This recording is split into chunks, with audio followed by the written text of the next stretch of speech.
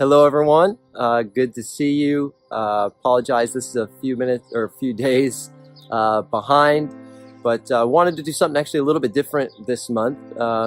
Everything is going great. We've had another wonderful month, but rather than just kind of going through the normal update, we thought I'd do something a little bit different this month. Thought I'd just share with you for a minute or two just what the Lord has been kind of speaking to me about in this season. And hopefully it encourages you.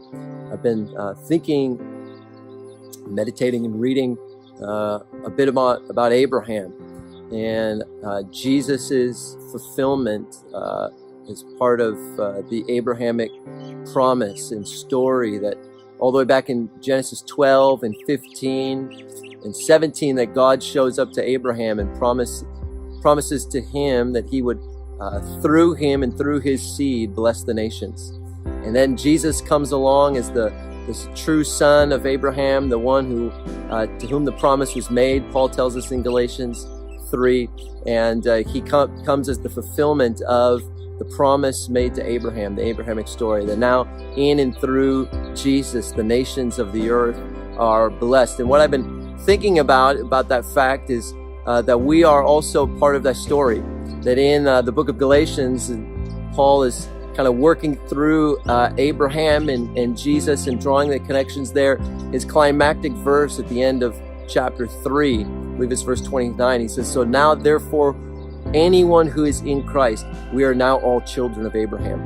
And I've been meditating on the fact that we are part of this grand story, that all the way back as far as Abraham, God has been working in human history to bless the nations of the earth and to bless the people that he loves so dearly, and those who are far from him, to reconcile them and to bring them near.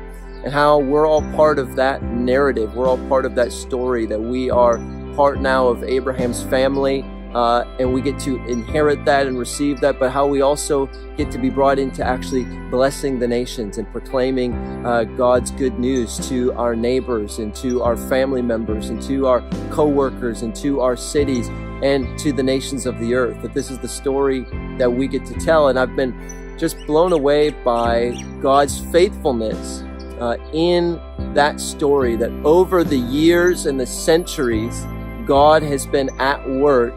And now here we are some thousands of years later, and we are feeding on the faithfulness of God. We are feeding on the faithfulness of Jesus, that God made a promise and he actually brought it to pass. He actually fulfilled it. And so in the same way that when he makes promises to us through his word and his character and his nature, maybe through a dream or a vision or prophetic word that you've received, that we serve a faithful God. And there's this phrase that gets repeated in the Psalms a few times, where the psalmist says that and asked that the Lord would feed him on his faithfulness, and that God would feed us on his faithful love and his faithful grace and his faithful mercy.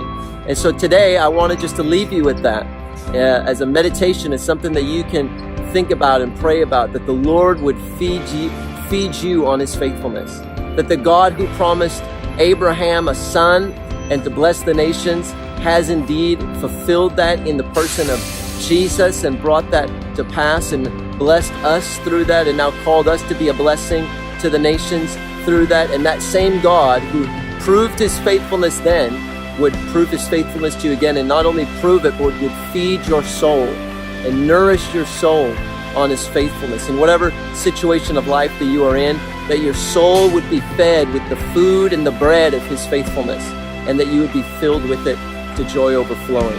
And so we just wanted to leave that with you.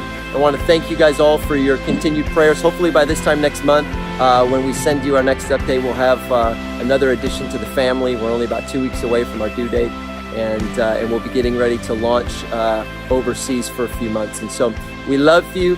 We bless you. Thank you so much for everything, and we'll see you soon.